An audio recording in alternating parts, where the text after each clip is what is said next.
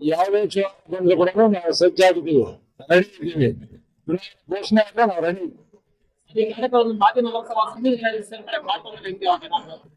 ನಮ್ಮ ಈಗ ಜೆ.ಕೆ. ಕೃಷ್ಣ ರೆಡ್ಡಿ ಈ ಕ್ಷೇತ್ರಕ್ಕೆ ಬಂದಾಗಿಂದ ಎಲ್ಲರ ಜೊತೆ ಕೂಡ ಆತ್ಮೀಯವಾಗಿದ್ದೀವಿ, ವಿಶ್ವಾಸದಿಂದ ಇದ್ವಿ.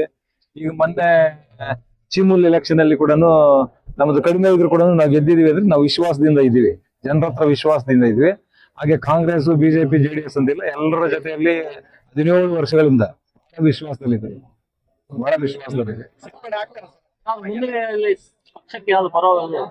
ಗೊತ್ತಿಲ್ಲ, ಅವ್ರು ನಿರ್ಧಾರ ಮಾಡ್ತಾರೆ. ಪಕ್ಷಕ್ಕೆ ಸೇರ್ಲಿ ಸೇರದಿರ ಇರ್ಲಿ, ಎಲ್ಲಾದ್ರೂ ಸಿಕ್ಕಿದಾಗ ಹಲೋ ಅನ್ನುವಂತ ಸಂಪ್ರದಾಯ ಇದೆಯಲ್ಲ, ಒಳ್ಳೆ ಬೆಳವಣಿಗೆ, ಒಳ್ಳೆ ಸಂಪ್ರದಾಯ ಅದು.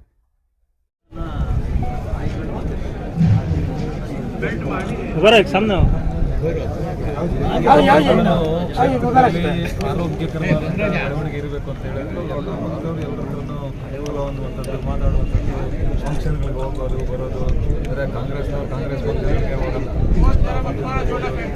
ಆ ಥರ ಇರಬೇಕು. ಅದು ಆರೋಗ್ಯಕರವಾದಂಥ ಬೆಳವಣಿಗೆ, ಆರೋಗ್ಯಕರವಾದಂಥ ರಾಜಕಾರಣ.